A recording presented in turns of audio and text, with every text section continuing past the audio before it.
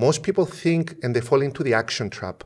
What's the action trap? The action trap is when people think that they should change their their actions to get the results. For example, call 100 customers, 10 will answer, 3 will give you an appointment, you'll get 1 sale if you're in real estate. But people don't move like this. The best vehicle to change the results is storytelling, because it taps into beliefs. Welcome back to another episode of the UnbrandMe Podcast, the bandwagon podcast that unpacks the stories and the lives of entrepreneurs and brand builders to understand how their personal and professional lives align.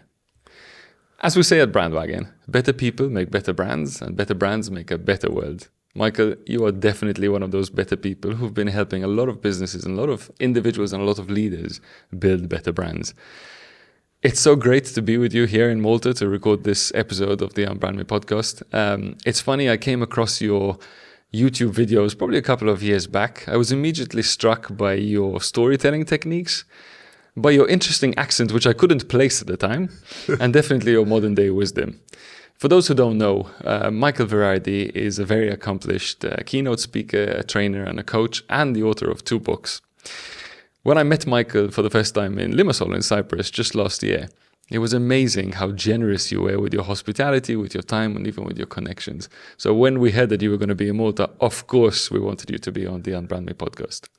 Michael, you're a husband, a father, a son, a non-executive director in your family business, but more well-known around the world for your inspiring keynotes, and as well as a trainer, a coach, and an author of those 2 books, as we said before. But Michael, who do you say you are? First of all, thank you very much for the invitation, Peter. Lovely introduction, and I feel the same way about you. Thank you. Your podcast and your team. Thank you very much. I say I am a taxi driver. And whilst I drive my kids the second part of the day around, most of my friends, they kid and they say that I'm a taxi driver. But at the same time, I feel that I'm a good listener and also hopefully a great mentor to my 3 kids. So a taxi driver that listens and dispatches advice most of the time. Fantastic. I love that introduction. It's probably you're probably the first unofficial taxi driver we've ever had on the show. Probably the last for a while at least. But that's a really interesting introduction. I mean, Michael, you grew up in Limassol and you spent a lot of time in the family business. And then at some point, you decided to get out of the family business. And you did 2 of the things which most people find extremely terrifying. A, leave the family business, and B, decide to get on a stage. Take us back to those years when you were working in the family business, and also share with us sort of what it was like and what you learned. And then what was the trigger point that made you decide to get up on that stage? A lovely question, and I'm reminiscing now. I work for the family business, which deals with catering equipment and tabletop supplies. It's one of the biggest companies on the island of Cyprus. And I was working there for 15 years. And whilst I was working, I started also doing trainings for our team. And I will tell you the story later on, whom I met and how it all started. And after 15 years, even though I loved what I was doing, I was in love with the training and development. Okay. And when companies were approaching me because I started getting out there, my answer most of the times was I cannot do it because I was already reserved doing what I was doing for the family business. And I was saying no to opportunities. And I felt there is one of my favorite proverbs is when the pain of remaining the same outweighs the pain of changing, you will change. And when do they cut smoking? Most of the people, when they walk into a doctor's office and they tell them you have lung cancer and you have so many months to live, and then they quit smoking, which is the time they shouldn't quit smoking, in my opinion. They should quit it a long time ago. So I said, instead of having regrets at the age of 80 on that rocking chair, probably I shouldn't. So I decided to leave and start my own business, which was already in the making. And that was the thing that got me up starting. That's really interesting. Yeah. So you actually started doing training within the family business at a very early age, no? You left university, after finishing university, you went back to the family business. But you worked in sales as well, no? Yes, I started, my father first and foremost told me, my late father told me, you're going to start as a delivery guy. Oh. Stay there for a year, 2 years or so, and I'll let you know when you're getting a promotion. And that was the best years of my life because I really understood the business from bottom up. Right. In all respects. As an employee of the company, in delivering in the hotel, starting from the bottom down, going upwards. So I met all the people. And the first years of my life, I met the warehousing managers, the food and beverage managers, but I never got to the C-level executives. And I started building my network. And as they say, your network will determine your net worth at the end of the day. And I'm not talking about monetary terms only. I'm talking about exchanging ideas, learning from all people from all walks of life. So that was a university. And I had also a university on wheels in my car. I was listening to cassettes. Right. And Cassettes. yes. And I was enjoying it. And when I first came from the United Kingdom, from the university, my father was smart. He told me, out of all the companies we represent at Virardi, and we represented a lot of companies, mainly German and British companies, high quality with a high price. He said, you're gonna be in charge of Carlisle Food Service Products. It's an American company. They just started. We just started with them. No one knows Virardi for plastic articles. Plastic articles, not glass, but plastic, polyethylene, polycarbonate. And it was low cost. So to cut a long story short, I started going around the island promoting the products, and we won the first European award in terms of sales. We outsold each and every European country. So they flew us into Charlotte, North Carolina, and they flew us together with my brother Giovanni. And on the last day, they brought Jeffrey Gitomer, my first ever mentor other than my father. And I was mesmerized. I was riveted on a chair. I can hardly sit on a chair for more than an hour. So I'll finish this podcast, don't worry. And just about. So I was riveted for 6 hours. As soon as he finished, I went up to him and I said, Mr. Gitomer, how can I become like you, sir? Congratulations first, and then how can I become like you? He said, it's easy and it's difficult. As a Cypriot, I asked, what's easy? He said, study on your chosen topic 2 hours every day, except weekends. And if you do that for 5 years, you'll be recognized in your country. And if you do that for 10 years, you will be recognized worldwide at a time when there was no YouTube. So I started. I bought his books, Customer Satisfaction is Worthless, Customer Loyalty is Priceless, and the Sales Bible. And I've also bought cassettes, which I was listening to it in my car. I was doing the deliveries, was doing sales trips. Exactly. And it took more than 5 years. It took 7 years to get my first customer and 13 years to get my first customer abroad.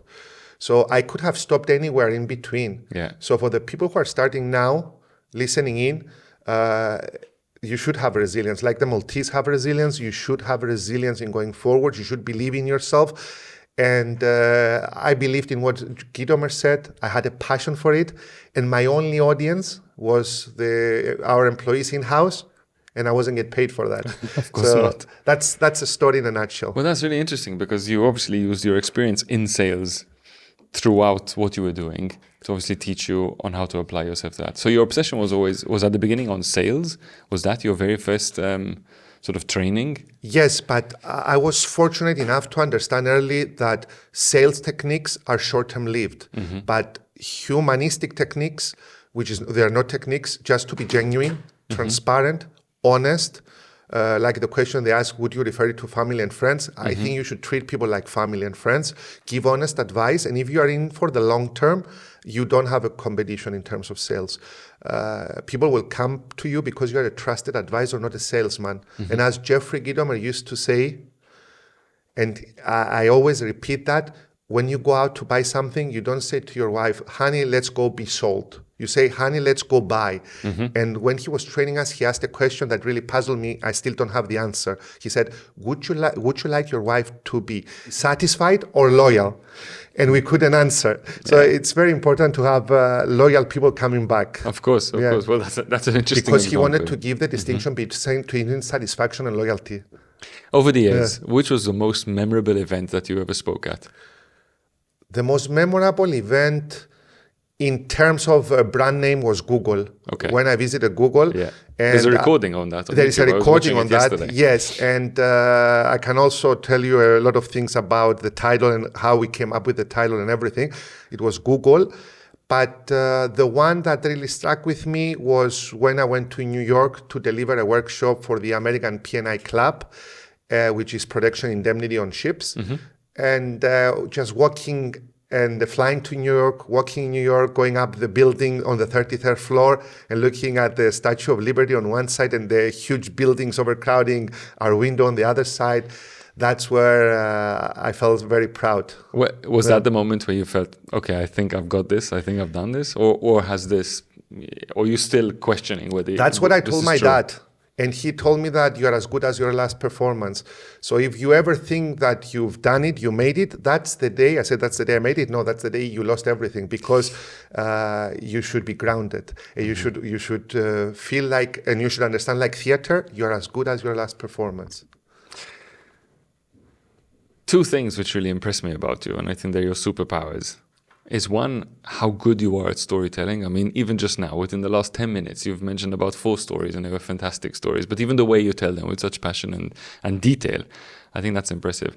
And the second one is your ability to find the best in people and also show it to them as well, and show that you believe in them. And let me tap into the storytelling part first and foremost, because I think that's more of the key. How did you get to become such a good storyteller? Was this something that has been part of you, or is it something that you studied? I read something from a French philosopher who said a story should have a beginning, a middle, and an end, but not necessarily in that order. So that made me very comfortable. I remember my favorite series on Netflix was The Spy. Mm-hmm. And that started from the end, that they captured and killed the spy. They were leading him to be hanged. So I said, well, however you say the story, it will work. The other thing is, I believe a story, if you're tapping into your own experiences, you don't need to remember a lot, because you've already experienced it. Mm-hmm. And you're also passionate, most probably. And the last thing, something I'm going to be mentioning tonight also at the keynote at the networking event, most people think and they fall into the action trap. What's the action trap? Even though I'm giving you heads up for tonight, the action trap is when people think that they should change their their actions to get the results. For example, call 100 customers, 10 will answer, 3 will give you an appointment, you will get 1 sale if you're in real estate. Mm-hmm. But people don't move like this. The best vehicle to change the results is storytelling, because it taps into beliefs. Mm-hmm. It taps into experiences, and then it changes the results. And the example I'm going to be giving tonight, I'll give it to you today. There was a hospital in the United States, and they wanted them to complete the next of kin information for everyone that was coming in. And they had 42% success rate. So the management said it's very low. Mm-hmm. We need to have information next of kin. You never know what's going to happen. So they shortened the form. They translated it into Portuguese, into Mexican, because there were lots in the US foreigners working there. And it went up to a mere 47%. And then they story told them, and they worked it in a case study in class, and they said the story of a person that came in, the nursing staff didn't get next of kin information. He fell into a coma. They administered a drug, and he died because they didn't have information. They couldn't talk to any of his relatives. And they tell the story of another woman that came in again, fell unconscious, but they had next of kin information, so they saved the day. It shot up from 47 to 97%. So it's not about asking people what actions to take. It's an ISO procedure, complete the form. It's about tapping into beliefs, changing the experience to change the results. So storytelling is a great vehicle to change people for the better and get better results. I was listening to a podcast yesterday, and we were talking about if you want to really learn something, you've got to do something. And I think in the doing, there's the creation of experiences. And I think storytelling is learning through somebody else's experiences. And I think that's why it is so fundamental. But I only wish I was as good as you at telling stories. But great, I'll keep following you. And I wish I was as good as you in podcasting. Well, there you go. We can share some insights. I'm going to keep on talking about storytelling for a while, but I want you to relate some of your stories. Because even though most people know you on the stage, because you have 14 million views on YouTube alone, and your TikTok is blowing up, and your Instagram, and you have too many followers on LinkedIn, you can't even accept any more connections. The stories that you're seeing in the leadership, in the boardroom, in the C-suite, I think the way people are managing, the way people are leading has changed over time. We're living in a much more dynamic world, and even the forces that which we're dealing with change on a very, very consistent basis. I know that you're really good at helping people, because even it shows when people talk about you on LinkedIn how appreciative they are of the impact you've had on their lives. What are your favorite stories of seeing change within people's lives? What are the moments that you remember where you've really managed to get good culture change within organizations? Okay, so we talk about organizations and Correct, culture. yeah. At the end of the day, if you look at various industries, various organizations, it's an open social system.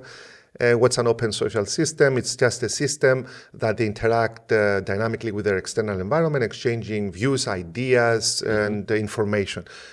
It's through that exchange that the troubles are happening between communication and collaboration. Everyone communicates, but very few people connect. So what I do working into companies and helping enhance the culture or create the culture, if it's a very bad culture for that matter, we start with interviewing people, understanding the management's view, which doesn't necessarily mean with the bird's eye view that you have the exact view as it is. So we need to interview other people as well. I run psychometric tests because it's like doing a scan on a patient to understand exactly what's happening. And then we work in teams to enhance and improve the communication and collaboration. I wish I can tell you in each and every company it's completely different. Yes, there might be some distinctions in terms of the industry and various industries I don't tap into. I don't like cold calling. I don't like pushing people to buy. So I don't tap into that. It doesn't align with my values. And if it doesn't align with your values, you are not 100% committed. You shouldn't be there. It's not you. So you started by asking me, who am I? I'm telling you, who am I in terms of training and development? I believe in transparency. I believe in honest communication. I believe in mistakes. And then you turn those mistakes into case studies. And then you turn them into storytelling. And then you tap into beliefs and experience. And then you change your results for the better. So I help companies change results for the better by working with their teams. Any meaningful moments where you've really helped people unlock their potential? Because I think that's one of the things that you do now. Do you remember any good case studies? I remember a lot of case studies when it comes to public speaking, to be honest, because you might have a genius and a person that deserves to go up the ladder, but if they cannot communicate well, at the end of the day, they are losing to somebody else who's mediocre. So when they came to me, they were very worried, I can't get on a stage, I'm very scared. I know, it's the number one fear in the world, even above death. Getting on a stage? Getting on a stage, yes. I remember Seinfeld made a joke in one of his series. He said, let me get this right. Death, public speaking is the number one fear, and death is the number two fear. So you prefer to be in the casket rather than give the eulogy.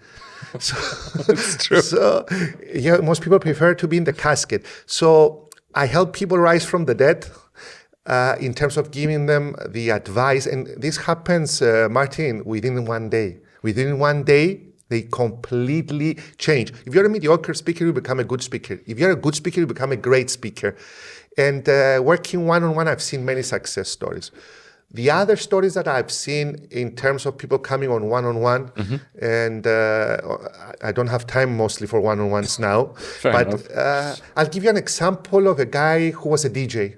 Okay, he came to me. He said, Michael, I would like to improve my sales and also get my margins up. And I asked him, Kyriakos, what do you charge? He said 500 euros. We met at a coffee shop. When I went there, when he came in a bit late. So we sat down. It was 500 euros. What do you want? I want to increase my business and I want to charge more. I said, okay, what do you do? Tell me the whole procedure. They asked me if I'm available on that date. I tell them yes or no. They ask me the price and I give them the price. I said, okay, first of all, you have to arrive 15 minutes early. Secondly, you have to stand in line because it was Costa Coffee and ask them what they would like to drink. This is the reciprocity principle. If you do something for me, I might probably do something for you back. So by the time they come, they will have their coffee. When you sit down, they will ask you, you will ask about the wedding, about the bride, about their son or daughter. You show interest. And then they will ask you about the date. So open your book. But he says to me, I'm not booked at all. Okay, just check in your calendar and tell them that the day is available, but don't say immediately you're available. Just check in your calendar. So after, what do you do? I said. He said, they asked me the price, and I tell them 500 euros. I said, no, you should tell them it doesn't cost anything if it doesn't suit your needs. So let me ask a few questions. What music would you like me to play? So I'll see if it's the music that I play. And once they tell you the music and it's the music you play, what do you do? He said, I said, okay, I'll play that music. No, you reach into your bag, you take a CD at the time, and you give the CD as a present. You say, this is 10 minutes. This is a small present from me to you to see the music and the mix I'm doing. That's the reciprocity principle number 3. And then when they ask you for a discount, what do? I say, okay, I can discount 50 euros. No, you say, instead of getting paid in 3 months or 1 month's time, if I'll do this, because you have to ask for something before you give something back, I'll do it if you pay up front. No, keep it. I'll pay in 3 months' time as we agreed. So you have your full amount. What do you do after you leave?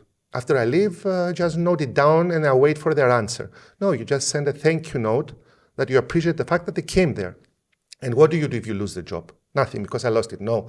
On the day of the wedding, you send a congratulations to the family, even though they hired another DJ. Their family and the rest of the family will regret not hiring you, and you will be hired at the amount you want for the next 3 or 4 or 5 or 10 families. So it's more than that. So that's how I help him unlock, by being transparent, by being himself, by putting the reciprocity principle in place, and not by being only a great DJ. I think those 5 minutes are going to be captured into one sales technique video for you. I mean, that's fantastic. I mean, just a way to go through that. That's really good. No wonder that people like it so much. I'm laughing also because you mentioned how people are more scared of going up on stage and dying. I find sometimes what's even more scary is when you go up on stage and you see that big timer. It looks like you're standing in front of a bomb just about to detonate in front of you. Do you still get scared about going on stage? If I stop getting scared about going on stage, I will stop doing what I'm doing. I believe if you're fully prepared, like I am for tonight, then I'm not scared about anything. I want those goosebumps. I want those moments that I need to be alert, so endorphins come up. And if I ever lose that, honestly, I have a feeling that I will lose part of who I am and I will not be as effective. So yes, every time I get scared, the previous night, the same day, but when it's time, I'm ready, and I know I've done my push-ups. That's right. I love your story about the push-ups. Yes. You know, if you don't do your push-ups, you can't expect to be comfortable on stage. Exactly. A lot of what you're saying is interesting to me, because I think that sometimes a lot of what stops people from hitting their potential is this fear. You know, we talk a lot about the imposter syndrome on this podcast, and I think the fact that you also mentioned the fact that, you know, it is still scary to get up on stage. I think it's just finding that way to overcome that fear, which is important. Do you think that fear within the boardroom, fear within the business perspective, is still stopping a lot of people from achieving their success? It depends how you define fear. You can either define it as forget everything and run, or face everything and rise. If you define it as face everything and rise, because your body will react the exact same way. Your heart will start pumping. You'll feel the adrenaline. You'll get a bit sweaty, and you're going to think into the future, will I make it or not? But that's exactly what athletes answer when you ask them what happened, the ones that won the race. How did you feel? It was, their palms were sweaty, they were thinking into the future, and their hearts were pumping, but they were prepared. So it depends how you define fear. And I've seen you coming on into Cyprus and various other countries and Malta, getting on stage. I am sure that your profession is not about getting on stage, but you do it and you face your fears. You move out of your comfort zone because you're giving a better future to your colleagues, to your partners, to the employees inside the company, and to yourself. And you differentiate yourself from all others. So define it in a different way. Think about it in a different way. Think of the outcome. When I get into a freezing sea on a daily basis, I always think of the outcome. I will have my tea. I will be more alert. I will be sitting behind my desk, and I will service my customers, and internal and external, better. If you think of the outcome, you might even define fear differently. Yeah, feel the fear and do it anyway, yes. But focus on what success looks like to you. I think that's very, very wise.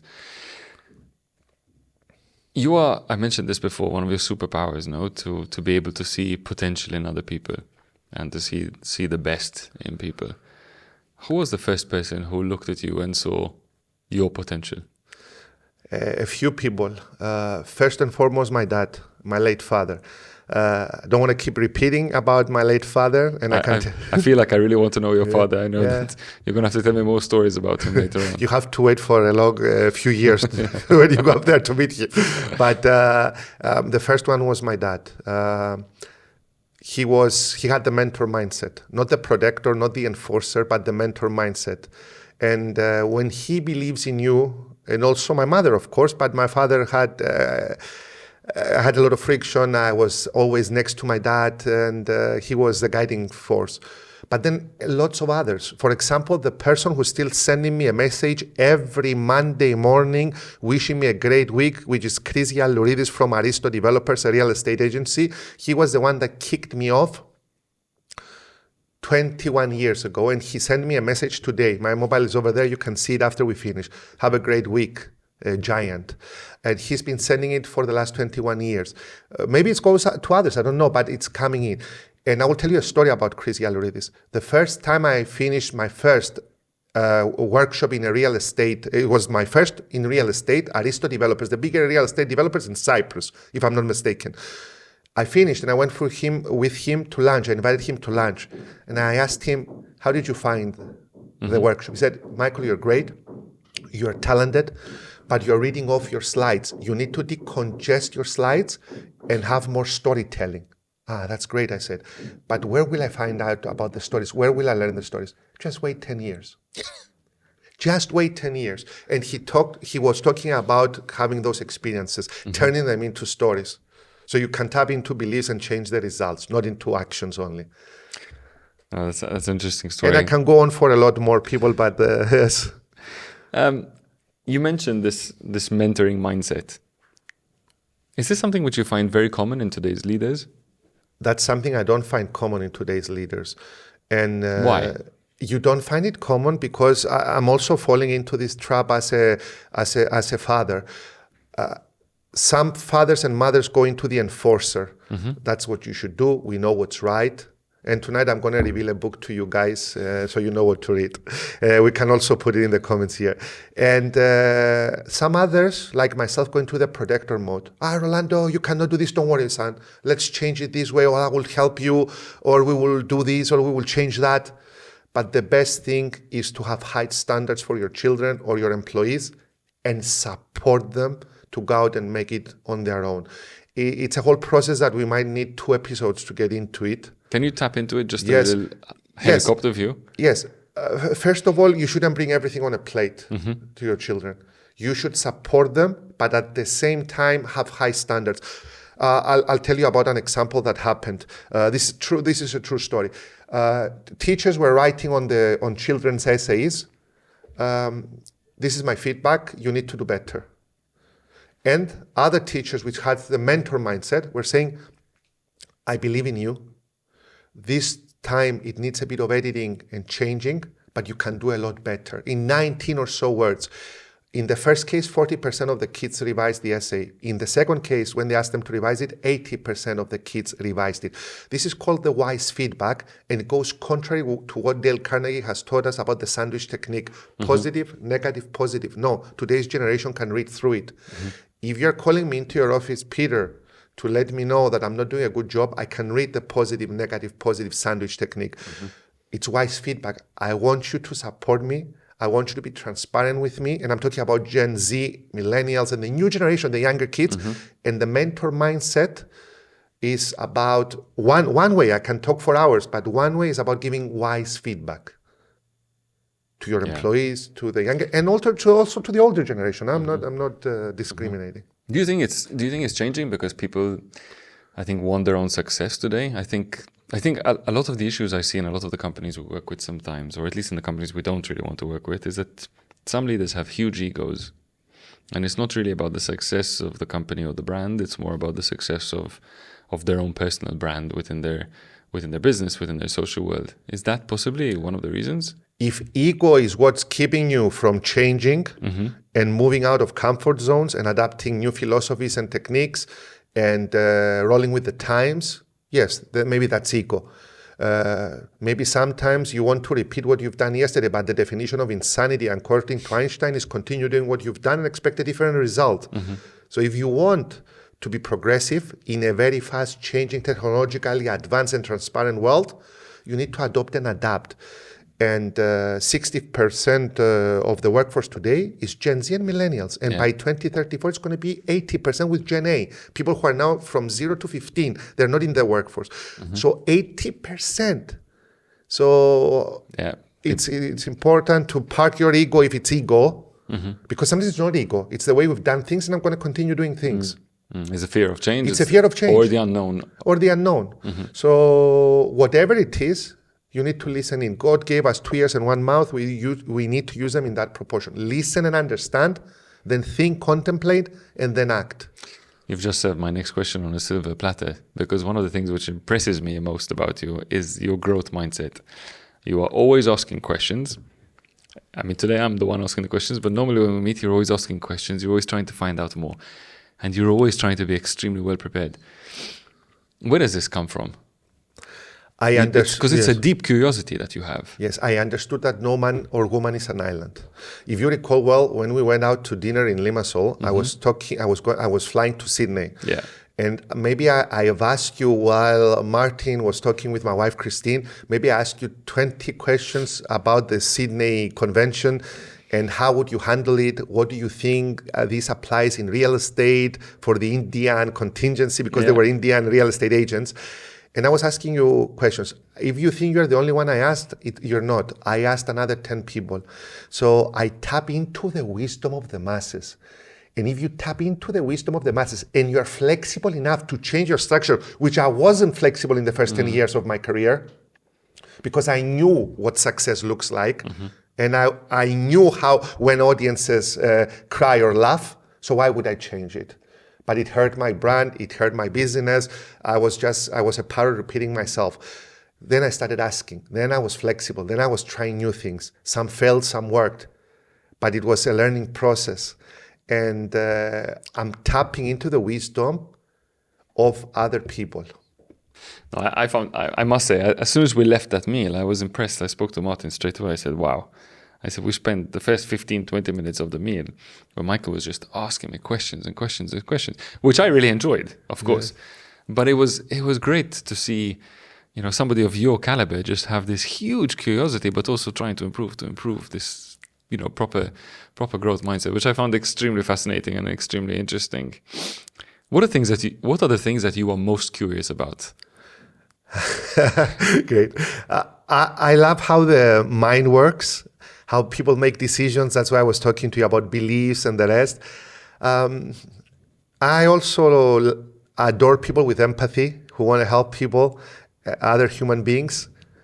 And I'm also curious of success and value that is elusive every time it changes. I'm not much into money and wealth. I believe you're doing a great job. That will follow. And even if we live up to the age of 85, 90, it's a short passage from this life. So legacy is what you leave behind in terms of your children, the way they were brought up, philosophies.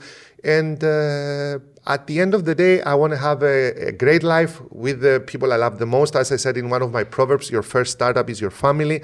So I invest a lot of time within my family and trying to have everyone feeling happy, even knowing that it's not always the case. But we need to keep on progressing. I love that. And also one thing which is quite interesting about you, despite how much you're always studying, despite how much you're always researching, despite how much you learn, you put a lot of value in the feeling, in the gut.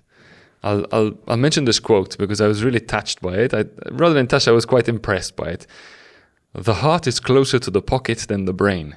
People follow the story with their heart before they follow it logically with their brain. Which to me is obviously interesting because when it comes to branding, we talk a lot about reputation. Yes, it is a brand is what a brand does, but also to tap into the Jeff Bezos quote is a brand is what people say about you when you're not in the room. No, it's about that Correct. reputation. What's interesting is that despite all the statistical data that we have, the feeling, I think, is what's critical. Both when you're on stage, you get the feeling when you're looking at people. When you're in the room and you're speaking to your team, to people that you're trying to sell to, or to people that you're trying to work with, it is that feeling. You tend to trust that gut a lot. Where does that come from? You need to trust in your gut. Those vibes that are coming back, that reflect on your audience and come back, you need to trust it. And that's why I'm not very good by using the mobile phone and recording videos. And I can tell you that when I started recording videos on TikTok by using my mobile phone, because I wasn't getting any response from the screen, it wasn't laughing, it wasn't getting excited about what I said. My videos had very low ratings. As soon as I started saying the same stories in front of an audience and recording and taking excerpts, it shot up. Yeah, your TikTok is blown up. It's blown up. It was blown up. I trust the gut. I believe I can read the sentiment within the room. And if it's not something to my liking, I can change it as well. And gut feeling is very important. So I look into it, and you need to tap into the emotion. We were brought up with once upon a time. We were brought up with stories.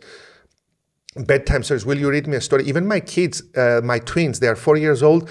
They won't remain quiet unless I tell them it's a story about two bears. We have the two bears. We bought the two bears, and let's go. They sleep next to me. They go down in their pillow next to me, and I tell them the story about the two bears. And I hold the two bears, and I'm continuing saying stories until they fall asleep. And they're completely quiet when the two bears are there. So it's once upon a time. You need to tap into the emotion. Because if I go with logic and I tell them, Hector, Marianta, be quiet, please. It's 9 o'clock in the evening. Drink your milk and sleep.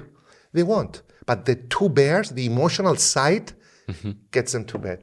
Gets them to sleep. Do you think we've become a bit too statistical? Do you think that we measure everything except feelings? Do you think that sometimes, I say this, we're living in a world, and I have to use the word AI, unfortunately, I was hoping that I would not use it, but we live in a world where everything is based on patterns, algorithms, data that's out there in the industry, which we're always chasing, following, tapping into, and looking at all these statistics and all these graphs, and improvement by X%, decrease by X%.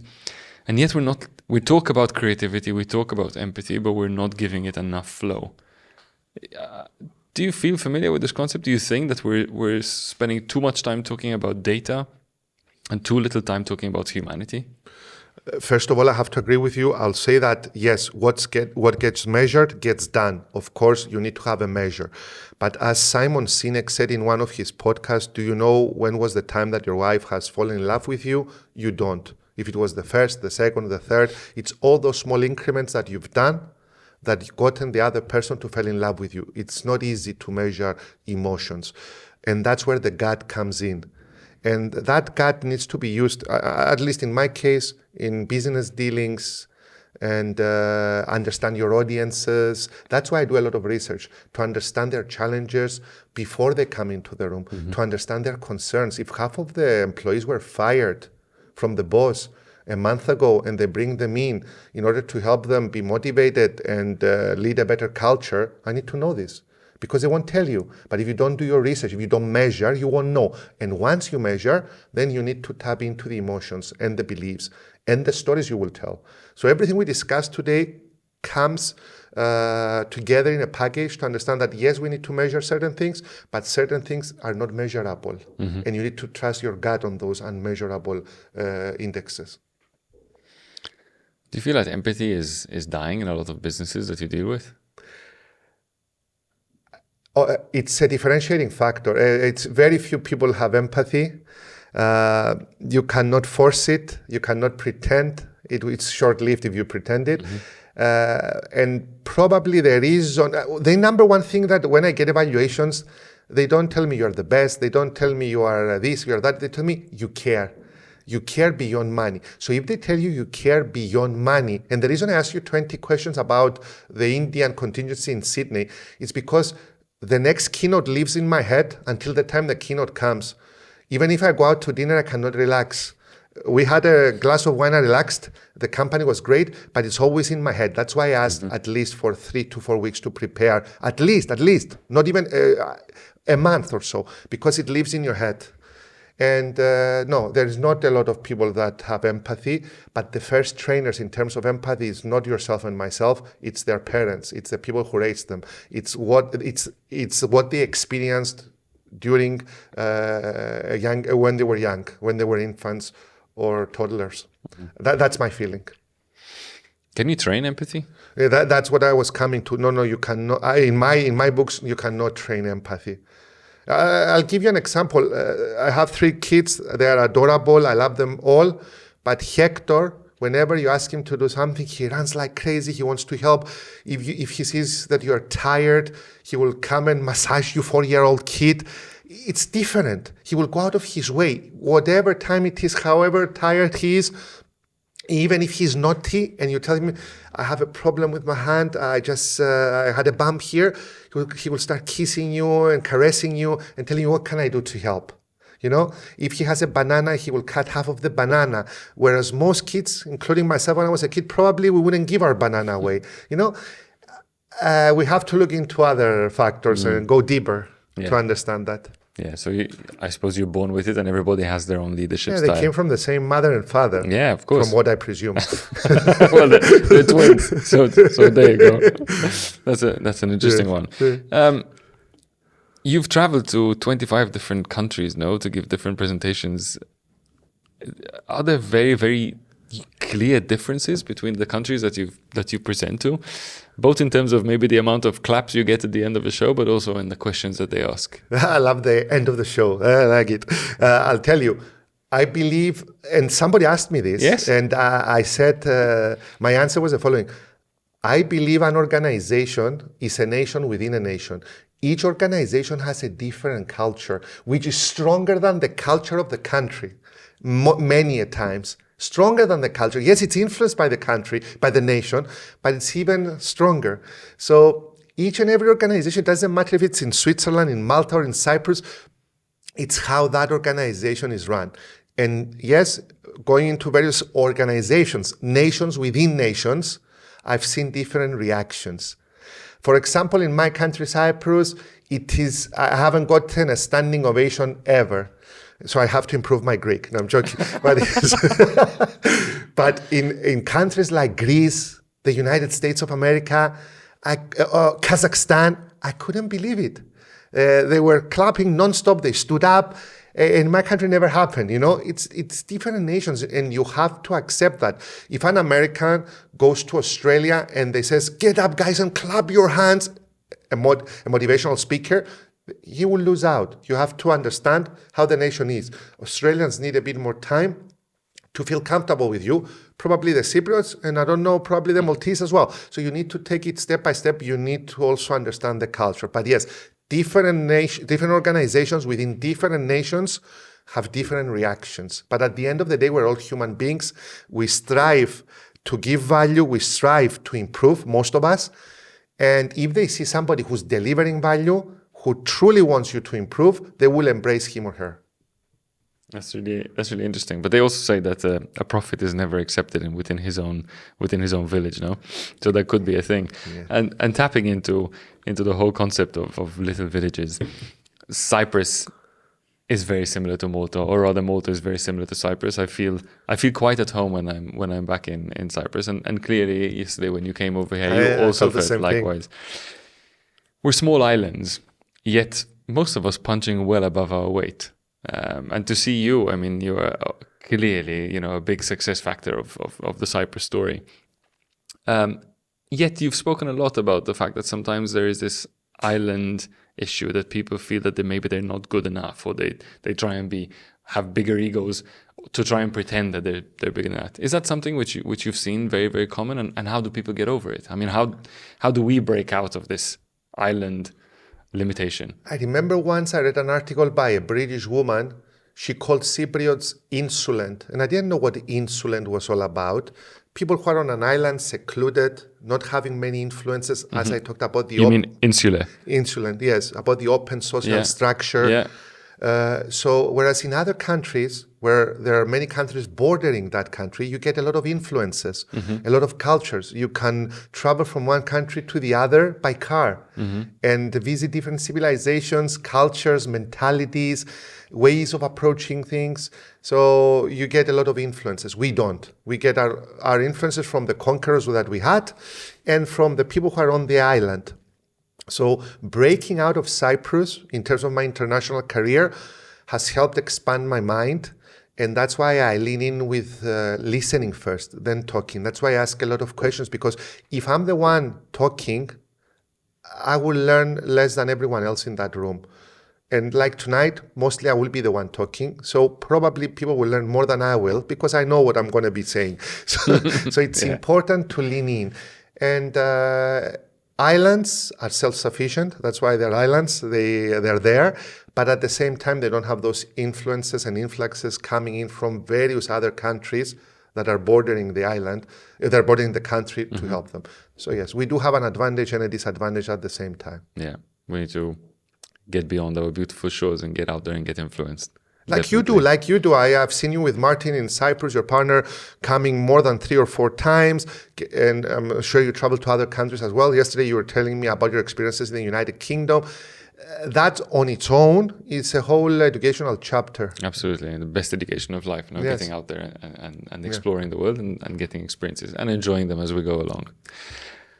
This has been an extremely enjoyable podcast. I can't believe I just looked at the time now, 45 minutes in. You know there's a question I'm going to ask you, and you knew that you have the answer for it already. Before I get to that question, I just want to thank you. Thank you for the inspiration, because I've even before I knew you, I was inspired by a number of your talks. Thank you for your wisdom, because I found that you are an extremely generous person with your hospitality, but more with your wisdom. You're very, very happy to share, very, very happy to give your stories and examples. And it's been a great learning experience. Always, whenever I meet you, I'm learning a lot. And I thank you, obviously, for being on this podcast. So finally, the question. When, I'm not saying if, when they create a film about your life and to talk about the legacy that you leave behind, what is the song that they're going to be playing as your background soundtrack? As I told you earlier, I wrote an article when I first went to the United States, when I first went to New York. And I recall the song by Frank Sinatra, which says, New York, New York, if you can make it here, you can make it everywhere. And I wrote that article down. It was just after the passing of my dad. And I said, if you can make it here, you can make it anywhere. If my dad was alive, he would have said, congratulations, lovely article, but always remember, Michael, you are as good as your last performance. The journey hasn't finished here. So keep on pushing. Keep on pushing through. Fantastic. Michael, thank you so much. Thank you very much for everything, Peter.